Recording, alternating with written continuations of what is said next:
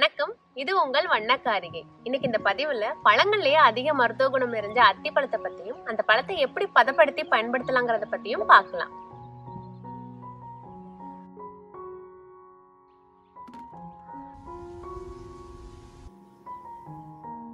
எங்களோட natural products வாங்குறதுக்கு கீழே டிஸ்கிரிப்ஷன் லிங்க்ல எங்களை தொடர்பு கொண்டு வாங்கிக்கலாம். ரொம்ப நாளைக்கு அப்புறம் ஒருத்தங்களை பார்க்குறோன்னா அவங்கள அடேங்கப்பா அத்தி பூத்த மாதிரி இருக்கே உங்களை பார்க்குறது அப்படின்னு சொல்கிறத கேள்வியும் பட்டிருப்போம். அத்திப்பூவை பார்க்குறது அவ்வளோ அபூர்வமா அப்படின்னு கேட்டிங்கன்னா ஆமாங்க, அத்தி கண்டு காய்க்கும் காணாமல் பூ பூக்கும். அத்தி மரத்தோட பூவும் விதையும் சேர்ந்து பழம் போன்ற ஒரு தோற்றத்தை கொடுக்குது. அத்தி மரம் அளவான உயரமுடைய நடுத்தரமான மரம். இந்த மரம் சுமார் 10 மீட்டர் உயரம் மட்டும்தான் வளரும். அத்தி பழம் முட்டை வடிவத்தில் தண்டுலையும் கிளைகள்லையும் அடிமரத்துலையும் கொத்து கொத்தா இருக்கும். பழங்கள்லேயே அதிக மருத்துவ குணம் கொண்டது அத்திப்பழம். இப்போ நம்ம பார்த்துட்டு இருக்க மரத்தில் மரம் முழுக்க அத்திக்காய் பிடிச்சிருக்கு, இன்னும் பழுக்க ஆரம்பிக்கலை. இந்த அத்திக்காய்களை கனியறதுக்கு முன்னாடி பறித்து அப்படியே பொரியல் செஞ்சும் சாப்பிட்லாம். பழுத்ததுக்கு அப்புறமா அத்திப்பழமாக அப்படியேவும் சாப்பிட்லாம். பழம் பழுத்து ஒரு நாளில் தானாகவே கொட்டி போயிடும். அந்த பழுத்த பழங்களை வீணாக்காமல் பறித்து உடைச்சி வெயில்லையோ நிழல்லையோ காய வச்சு அதல் மாதிரியும் சாப்பிட்லாம். பொடி பண்ணி பாலில் கலந்தும் குடிக்கலாம், இல்லைன்னா தேனில் கலந்து தேன் அத்தியாவும் சாப்பிட்லாம். பொதுவாகவே அத்திப்பழத்தை புட்டு பார்க்கக்கூடாதுன்னு சொல்லுவாங்க. வெளியே பளபளப்பாக இருந்தாலும் அத்திப்பழத்துக்குள்ளே பூச்சிகள் இருக்கும். உடச்சி ஊதி விட்டுட்டோ இல்லை 5 நிமிஷமோ 2 நிமிஷமோ அப்படியே வச்சுட்டாலோ பூச்சிகள் போயிடும். அதுக்கப்புறம் சாப்பிட்லாம்.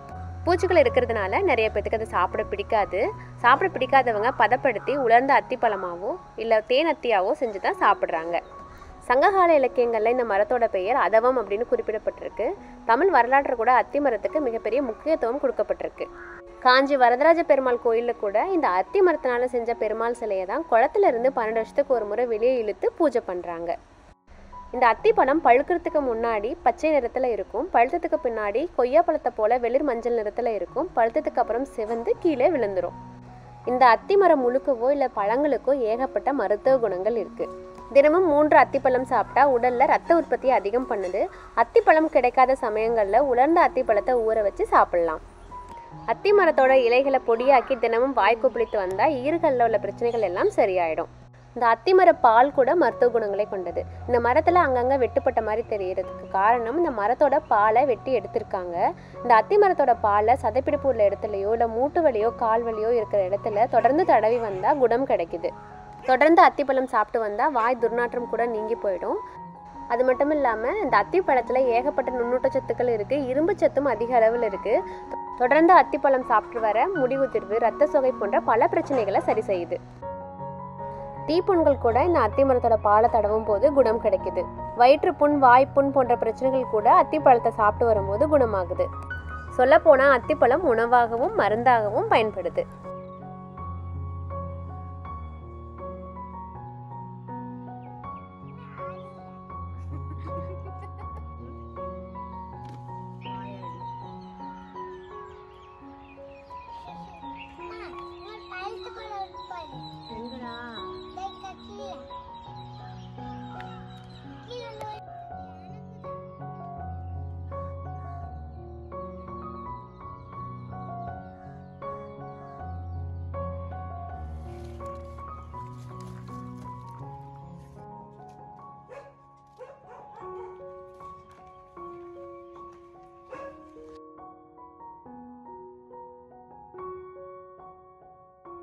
இந்த வீடியோ உங்களுக்கு பிடிச்சிருந்தா இந்த வீடியோவை லைக் பண்ணுங்க, ஷேர் பண்ணுங்க, மறக்காம வண்ண காரிகை சேனலை சப்ஸ்கிரைப் பண்ணுங்க.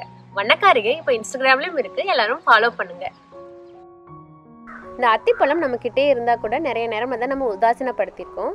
இதோட சுவை பிடிக்காததுனாலயோ இல்லை உள்ள பூச்சிகள் இருக்கிற காரணத்தினாலேயோ நம்ம இதை சாப்பிட்றதில்ல. உடைக்கும் போது பார்த்தாவே இந்த பழத்துக்குள்ள நிறைய பூச்சிகள் இருக்கிறது தெரியும். இந்த உடைச்ச பழத்தை அப்படியே கொஞ்சம் நேரம் விட்டுட்டோம்னா அந்த பூச்சிகள் தானாவே போயிடும். இந்த உடைச்ச அத்திப்பழத்தை வெயிலையோ நிழலையோ நல்லா உலர்த்தி பதப்படுத்தி பயன்படுத்தலாம்.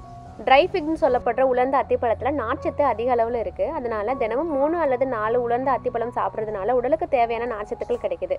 செரிமான பிரச்சனைகளை நீக்கி பசியின்மை பிரச்சனையும் நீங்குது.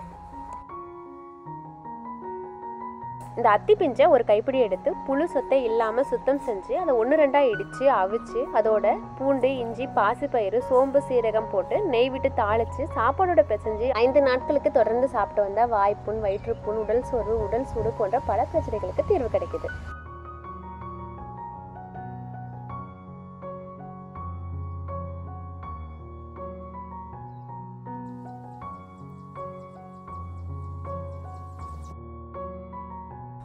இந்த அத்திப்பழத்தை நல்லா காய வச்சு எடுத்துக்கலாம். இந்த மாதிரி கையில் அள்ளி உடைக்கும் போதே நல்லா மொறுமொறுன்னு இருக்கிற அளவுக்கு காயணும்.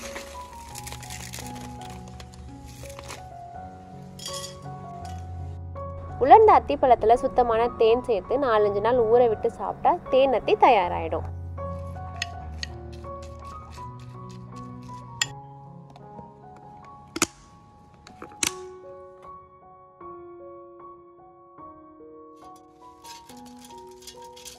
உலர்ந்த அத்திப்பழங்களை நல்லா அரைச்சி சலிச்சு எடுத்துக்கலாம்.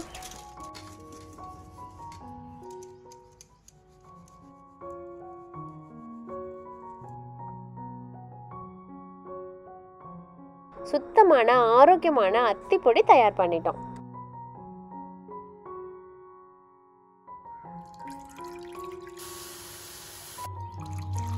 பாலில் கருப்பட்டியோட நம்ம அரைச்ச அத்திப்பொடியை கலந்து தினமும் குடிச்சிட்டு வரும்போது உடல் ஆரோக்கியத்தை மேம்படுத்துது. அது மட்டும் இல்லாமல் இளமை தோற்றத்தை பாதுகாக்குது.